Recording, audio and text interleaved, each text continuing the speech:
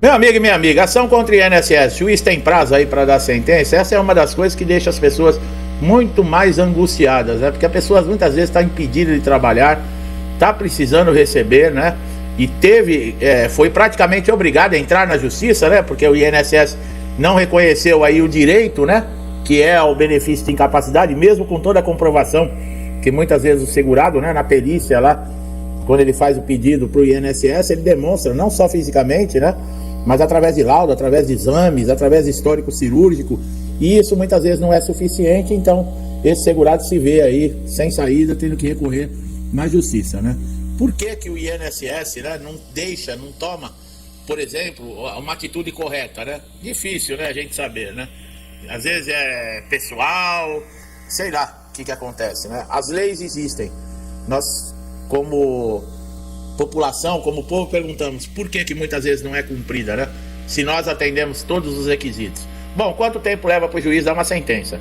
O juiz não tem prazo para dar sentença, tá, pessoal? Um processo aí de incapacidade de 1 ou 2 anos, dependendo da localização e o tipo de processo, que às vezes pode ter uma complicação aí, demorar até um pouco mais, tá? Bom, por que o processo contra o INSS é tão demorado, né? É o que eu estou falando, dependendo aí, por exemplo, uma marcação de perícia judicial. Muitas vezes eu já vi casos do juiz pedir uma segunda perícia judicial. Muitas vezes uma documentação faltante, né? Dependendo da localização, a quantidade de processos, tem diversas coisas que podem atrasar. Quando atrasa um processo, né? O juiz demora para dar sentença, você pode fazer alguma coisa? Sim, quando você se sente lesado, você pode fazer uma reclamação na ouvidoria do CNJ, tá? Mas é necessário que você se identifique, né? Como reclamante, forneça todos os seus dados do processo, tá? A ouvidoria, ela não aceita, por exemplo, uma reclamação anônima. O INSS recorre da sentença? Muitas vezes sim, pessoal, e nós vamos discutir isso tudo aqui nesse vídeo.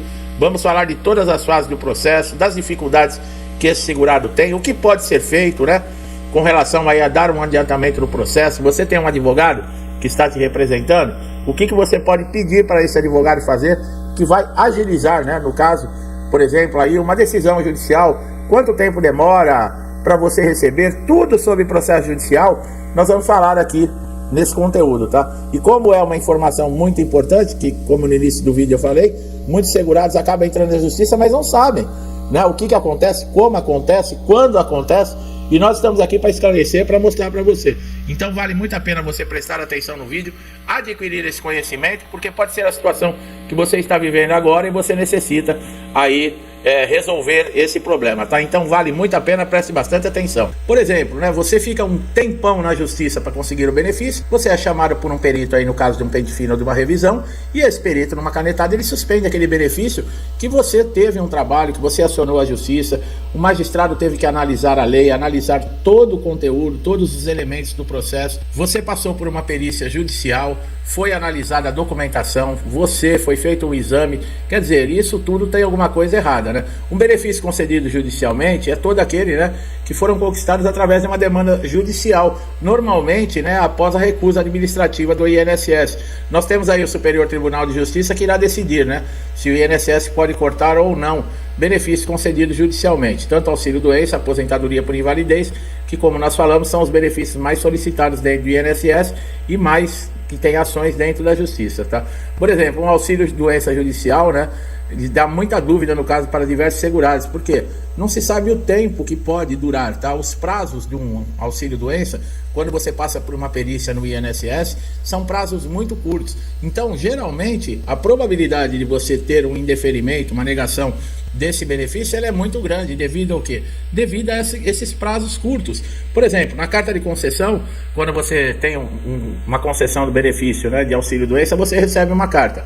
Nessa carta deve estar especificado a data de término desse benefício. Vai estar a sigla DCB, né, que é a data de cessação do benefício.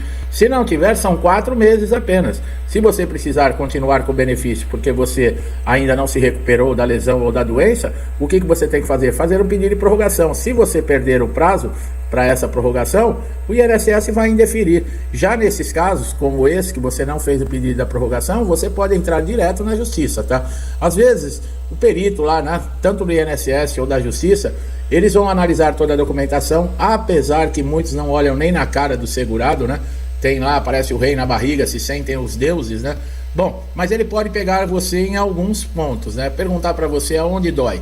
Você não pode sair do roteiro da perícia, tá? Ele tem um padrão para seguir dentro da perícia. Então, muitos, dói aqui, dói ali, dói lá, dói cá, né? Então, isso faz com que o perito se irrite, porque o perito ele não quer conversa com você. O perito está ali para te analisar. Caso você faça ele sair desse roteiro da perícia, ele quer que você saia o mais rápido possível da sala, para ele indeferir o seu benefício, e por ele não quer te ver nunca mais, tá?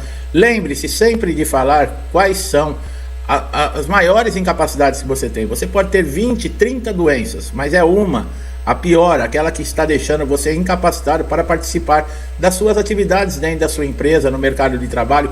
É essa que você deve falar, tá? Só responda quando perguntado. Mas quer dizer que o perito não se pode conversar com ele? Não, não pode, porque ele não é seu amigo, tá? Você está passando por uma avaliação. Ali não é a hora de você falar de problemas pessoais, não é a hora de você chorar, se lamentar, falar de diversas doenças. Fale e foque somente no principal, que é a incapacidade que você tem. Olha, eu tenho um problema tal, a incapacidade é tal. Toma remédio? Tomo. Tá aqui as receitas. É importante toda a documentação atualizada. Não tudo funciona, então preste atenção no vídeo. Muitos segurados recorrem à justiça, demoram um tempão para conseguir um benefício. Quando conseguem, pensam que estão estabilizados, que bom, o INSS vai cumprir as determinações judiciais. Acaba não cumprindo, então muitos segurados com dor de cabeça, principalmente a aposentadoria por invalidez. Parece que os caras têm perfeita noção de perseguição para quem está aposentado por invalidez. A aposentadoria por invalidez não é um benefício concedido assim, de uma maneira que pode colocar em xeque ou colocar em dúvida se o segurado está ou não incapacitado permanentemente para exercer as suas funções ou qualquer outra. Por quê?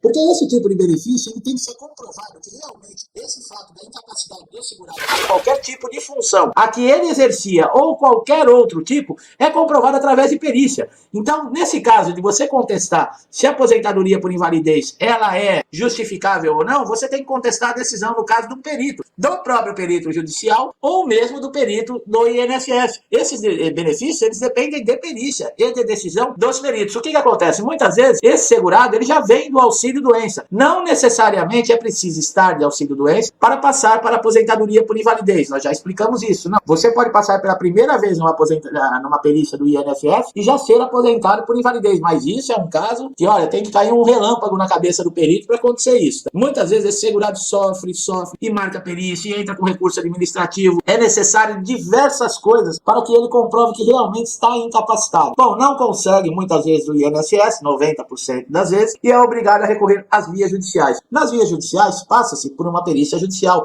Então, nós não podemos contestar, nesse caso, passando por uma via judicial, um perito judicial que atesta a validade da incapacidade desse segurado, ela pode ser contestada futuramente. Mas, dentro do artigo 101 da Lei 8.213/91, ela regulamenta que o INSS pode convocar para revisão os aposentados por incapacidade permanente, que é esse nome que levou a aposentadoria por invalidez depois da reforma da Previdência. Esses benefícios, mesmo concedidos judicialmente ou administrativamente, eles devem passar por uma revisão, sempre que convocados pelo INSS, sob pena de suspensão de benefício. Esse sob pena de suspensão de benefício já dá a entender que o segurado ele não tem escolha nenhuma. O segurado ele não pode optar por nada, e nada que ele faça vai impedir que o INSS, por exemplo, o convoque. É claro que existem 3 situações que esses aposentados por invalidez eles não podem ser convocados, que é aquele caso, o aposentado por invalidez com mais de 60 anos não pode ser convocado, aqueles que já completaram 55 anos e recebem o benefício há mais de 15 anos também não podem ser convocados, e os portadores da AIDS, tá? Do HIV. Esses são os 3 únicos que não podem nem ser convocados para perícias de revisão no INSS. Mas, como sempre, o INSS recorre, inclusive, dessa decisão. Pelo INSS, um aposentado por invalidez que está 20 anos já afastado, ele deve passar por uma perícia. Quer dizer, ele está 20 anos afastado do mercado de trabalho, incapacitado para qualquer função, e o INSS quer que esse aposentado ainda passe por uma revisão, e caso o perito achar que ele está bom, que ele não tem mais a incapacidade permanente, pode dar uma alta para ele, com 60 anos, 20 anos afastado do mercado de trabalho, e falar para ele, volta a trabalhar. É assim que interpretam.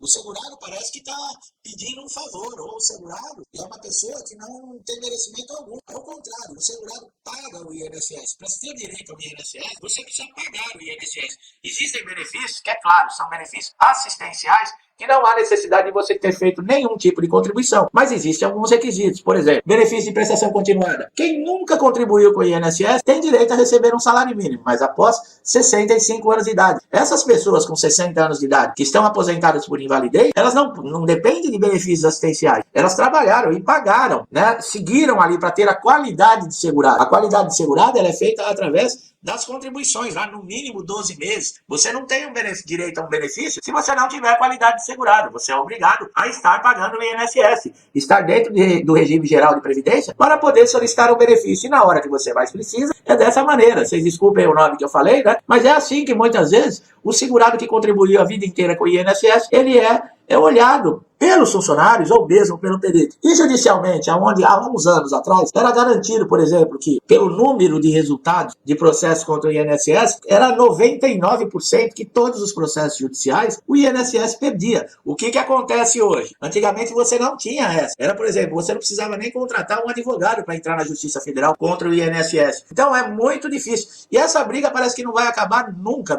E com isso, deixa os aposentados por invalidez completamente inseguros. Nós sabemos que não é um benefício definitivo, mas não é necessário também ficar com tanta pressão em cima desse aposentado. E outra, existem direitos, tá? Nós já falamos aqui que a partir de 5 anos de recebimento de aposentadoria, se o INSS ele pode chamar, tá? Nesse caso, 5 anos que o segurado está recebendo aposentadoria por invalidez, ele é chamado, é cancelado o benefício, ele ainda vai ter 18 meses de mensalidade de recuperação. Isso, pessoal, me perguntaram outro dia nos comentários se serve para auxílio doença ou para outro benefício. Não. A mensalidade de recuperação, ela é somente para aposentados por invalidez que voltaram ao mercado ou que receberam alta no INSS. O restante dos benefícios não existe a mensalidade de recuperação, que é os 6 primeiros meses depois da alta, continua recebendo o benefício no valor normal. Do 7º mês ao 12º mês, recebe 50% do valor do benefício. E os últimos 6 meses, até completar os 18 meses, vai receber somente 25% desse valor do benefício. Então, não serve para auxílio-doença, para BPC, para pensão por... nada disso, tá? E nós estamos falando aqui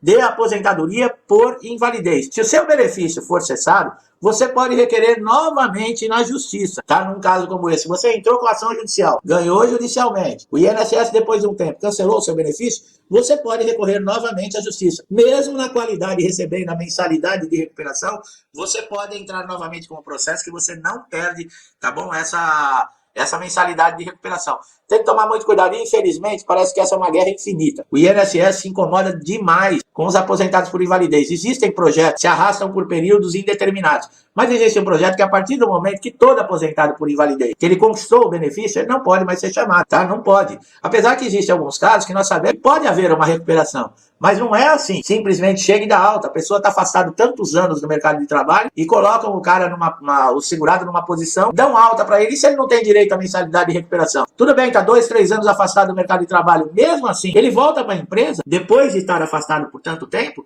porque o contrato fica suspenso, tá? Para quem está empregado, aposentou por invalidez, o contrato vai ficar suspenso. Ele volta para a empresa joga ele num cantinho lá para atender telefone, depois de um ano de vencer a estabilidade, manda ele embora. Ou então, nesse período de estabilidade, força a barra de todas as maneiras para que ele peça a conta, que a empresa não tem mais interesse em manter um funcionário nessas condições, que foi aposentado por invalidez e retorna para a empresa. A empresa não tem interesse. Não vamos ser cínicos aqui de falar que o empresário ele tem interesse. Ele não tem, não. A empresa vive de produtividade. Se o empregado, no caso, ele não tem mais a capacidade de produção, a empresa manda embora. E aqueles que estão sem emprego, que trabalham por conta, eles estão pior ainda, numa situação muito pior, porque tem que recorrer sempre ao INSS, pedindo novamente um benefício, judicialmente demora, vão ter que depender da família, é uma briga incessante, é revoltante, esperamos que se resolva. Então é isso, meu amigo e minha amiga, eu espero que vocês tenham gostado aqui da informação, da esclarecimento, tirar as dúvidas, né, e trazer esse conhecimento valioso para que você possa, aí, caso você se encontre um dia numa situação dessa, você consiga reverter e saber quais são os melhores caminhos a tomar. É para isso que existe esse canal, tá? Para trazer conteúdos assim que ajudam, né? Como os nossos outros conteúdos já postados aqui já ajudaram muita gente. Eu tenho certeza que você que está chegando aqui agora também vai se beneficiar muito desses conteúdos. Gostou do nosso trabalho? Dá um like aqui no vídeo, se inscreva no canal, ative o sininho de notificação para você sempre receber, né, diariamente conteúdos com informações atualizadas. E pode ser aquela informação que você está esperando, por exemplo, para resolver um problema de dias, de semanas ou até de meses. no INSS, você não consegue uma solução. Nós vamos trazer esse caminho para você e essa solução. E o melhor de tudo, de graça, você não paga nada, tá? Se inscreva no canal, ative o sininho de notificação, porque você só tem a ganhar com isso. Meu amigo e minha amiga que sempre me acompanha, muitos estão comigo aqui desde o início do canal, eu não tenho como agradecer a paciência, o incentivo, o compartilhamento, a interação. Muito obrigado, que Deus abençoe a sua casa, a sua vida, a sua família, que esse restante de semana aqui nós possamos ter dias abençoados, né? Porque cada dia mais está difícil, né? Acontecem coisas que jamais nós pensaríamos que um dia poderíamos passar, mas o mundo está dessa maneira. Vamos pedir a Deus aí que tudo se resolva da melhor forma, né? Nos traga paz, saúde, prosperidade, que todos nós possamos manter o equilíbrio, tá? Tudo que eu desejo para mim, eu desejo em dobro a todos vocês. Eu deixo um forte abraço e até os próximos vídeos.